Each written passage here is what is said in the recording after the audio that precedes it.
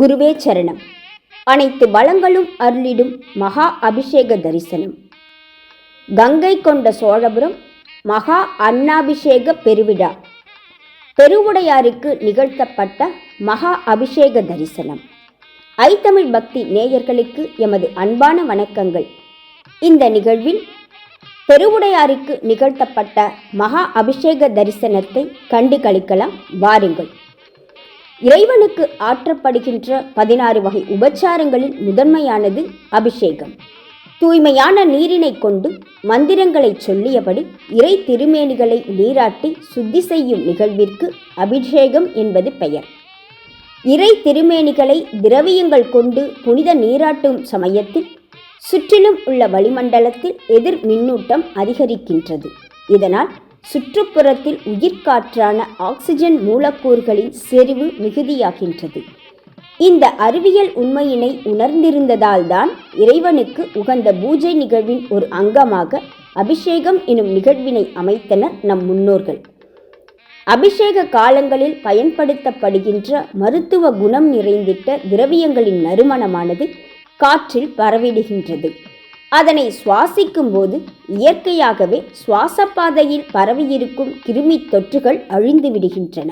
அதாவது மக்களின் ஆரோக்கியத்தை அதிகரிக்கும் வாழ்வியல் சூழலை அளித்திடவே இத்தகு வழிபாட்டு முறைகள் ஆலயங்களில் முறையாக ஏற்படுத்தி வைக்கப்பட்டன. அனைத்து திருமேனிகளுக்கும் செய்யப்படுகின்ற அபிஷேகங்களுக்கும் பலன் ஒன்றே. இனி அபிஷேக பிரியரான சிவபெருமானை எந்தெந்த பொருட்களை கொண்டு அபிஷேகம் செய்விக்கும் போது என்னென்ன பலன்களை நாம் பெற்றிடலாம் என்பதனை பார்க்கலாம். பஞ்சகவ்ய அபிஷேகம் எனப்படும் ஆனைந்து அபிஷேகம். இது ஆன்ம சுத்தியினை அளிக்க வல்லது. பசுவினுடைய பால், தயிர், நெய், கோஜலம், பசுஞ்சாணம் அதாவது கோமயம் ஆகிய 5னையும் குறிப்பிட்ட விகிதத்தில் கலந்து சிவபெருமானை புனித நீராட்டுவதே பஞ்சகவ்ய அபிஷேகம் ஆகும். இதனை தரிசிப்பதன் மூலம் அளவிலாத செல்வத்தை பெற்றிடலாம். பவழக்காப்பு எனப்படும் புலி கொண்டு அபிஷேகம் செய்விக்கப்படும் பொழுது தீய கனவுகள் அகன்றிடும். நறுமணப் பொருட்கள் கலந்த சுத்தமான ஜலத்தினால் பெருமானை அபிஷேகம் செய்விக்கும் போது திருமண பாக்கியம் கிடைத்திடும். தீர்க்க சுமங்கலியாக வாழலாம். திருநீறு எனப்படும் விபூதியால் பஸ்மாபிஷேகம் செய்பவர்கள் பேரானந்த பெருவாழ்வு பெற்று விளங்கிடுவார்கள். தீர்க்க ஆயுள் பெற வேண்டுபவர்கள் அடிக்கடி சிவலிங்க பெருமானுக்கு பால் கொண்டு அபிஷேகம் செய்வித்திட வேண்டும். கூடுதலாக மஞ்சள் அபிஷேகம் செய்விப்பதும் சிறப்பு. குழந்தை பாக்கியம் பெற வேண்டுபவர்கள் தயிர் அபிஷேகம் செய்வித்திட வேண்டும். நெய் அபிஷேகம் செய்து வர வீடு பேறு உறுதி. தலைமை பதவிகளை வேண்டுபவர்கள் சிவபெருமானை வெள்ளச் சர்க்கரை கொண்டு திருமஞ்சனம் செய்வித்திட பலன் கிடைத்திடும். தொடர்ச்சியாய் வரும் துன்பங்கள் அகன்றிட கரும்புச்சாறு அபிஷேகம் செய்திடுதல் நற்பலனை தரும். தேன் கொண்டு அபிஷேகம் செய்வித்தால் வாழ்க்கையில் இன்பங்கள் சேரும், குரல் வளம் கூடும். திடகாத்திரமான உடலை பெற வேண்டுபவர்கள் பஞ்சாமிர்த அபிஷேகம் செய்திடல் வேண்டும். உறவினர்கள் மற்றும் நண்பர்களிடம் பகை அழிந்து உறவு மேம்பட பழச்சாறுகளால் அபிஷேகம் செய்வித்திட வேண்டும். மன உறுதியுடன் எதிர்ப்புகளை வென்றிட எலுமிச்சை சாற்றால் அபிஷேகம் செய்திட வேண்டும். இளநீர் அபிஷேகம் செய்து வந்தால் நீர்வளமும் நிலவளமும் நீங்காது நிலைத்திருக்கும் இன்பமான வாழ்வு கிடைத்திடும். சந்தன தைலத்தினால் அபிஷேகித்திட சுகம் பெருகிடும். கங்கை நீரினால் திருமஞ்சனம் செய்வித்திட அறிந்தோ அறியாமலேயோ செய்த பாபங்கள் கழியும், புண்ணிய பலம் கூடும்.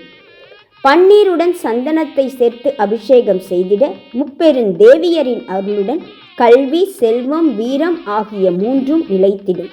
தீராத கடன் பிரச்சனைகள் அகன்றிட திரவியப்படி கொண்டு அபிஷேகம் செய்திட வேண்டும். கனகாபிஷேகம் எனப்படும் பொன்னால் ஆன அபிஷேகத்தினை செய்து மகிழ்பவர்களின் வாழ்வில் பொன்னும் பொருளும் குறைவிலாது நிலைத்திருக்கும். இவற்றிற்கெல்லாம் மேலாக அன்னம் மற்றும் பஸ்மம் இவ்விரண்டும் சிவபெருமானுக்கு மட்டுமே உரித்தான விசேஷ அபிஷேக திரவியங்கள். இம்மையிலும் மறுமையிலும் அளப்பரிய புண்ணிய பலன்களை அளிக்க வல்லவை இவ்விரண்டு அபிஷேகங்களும்.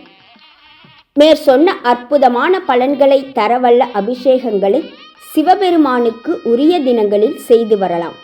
அல்லது தத்தமது பொருளாதார நிலைக்கு ஏற்றவாறு அபிஷேக திரவியங்களை வாங்கி அளித்து இயன்றவரை இந்நிகழ்வுகளில் பங்கேற்கலாம்.